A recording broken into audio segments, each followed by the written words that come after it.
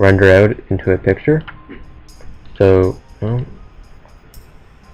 you press Shift Q to bring up the rendering. It'll render it out. So that's Shift Q.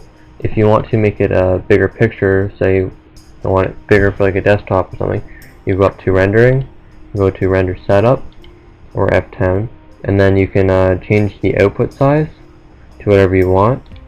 You also can change the width and the height. It'll give you some options, so I just clicked High Def TV, so that'd be for video. Then you can click render, and it would render it out.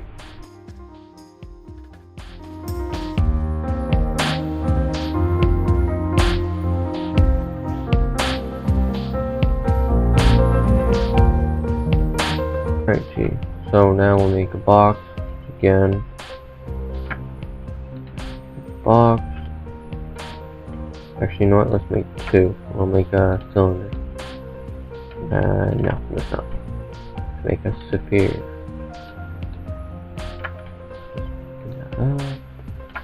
Okay.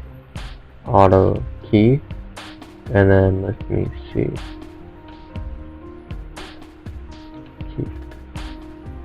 Alright, so say we can go down to 50, move him so he is here. So, and say we want it to be right there, so we have it kind of move around the box. So then it gets here, and then let's say we want it to go over here and just make it sure it doesn't hit the box, so it's more realistic. And then we can play it, I believe. No. Oh. And it'll go around the box. It's a bit glitchy, but it works. There's a few ways of bringing it out. So when you're done, you can render each individual frame out into pictures and then make it a stop motion. So you just click range and then 0 to 100, and then you click whatever you want. Then you decide where you want to render it, which I believe, yeah, so you can say save output file, and then you can make a folder. Let me see, let's make a new folder, put them in there. We'll all have them all of them will be PNG thing. Let's just call it test. Click save. Okay. Click render. And now I'll render each one out.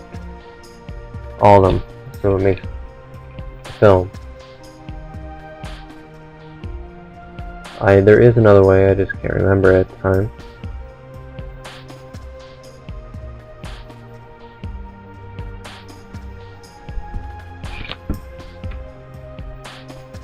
So I'll do each frame. Okay, so let's just stop that. And alrighty. Another one is, okay, so you figured out how to do that, but if you want like a texture more to it, you'll have to press M, and this thing will come up. Big fancy thing. You'll have to go down to standard, drag that onto the grid. So it comes here, and then find a picture you want. Let me see if this will work. Okay, just bring that back up. Drag the picture into the slate thing, and then you take this little circle here, hold and drag all the way to diffuse color. Then now it's textured like that. You can bring it to the other side, I guess. And then you can take this one and drip to it. No. And then you have to right click, and then you can drag this onto the object. Now it goes still gray. Now if you do Shift Q, say yes, there's a texture now on the object. You can play around with lighting. It's a bit tricky to figure it out, but let me see. Yes, I want to put a light in right there.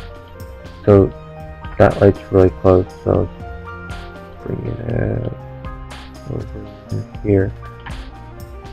So let's just do Shift Q, yes.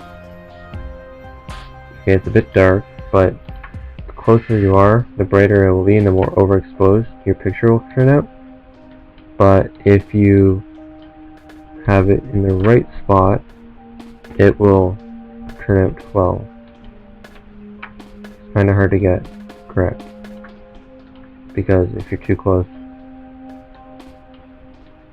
it turns out white, I believe. Shift key, yes. I guess not. I guess that's different. Oh, that'll be a different version.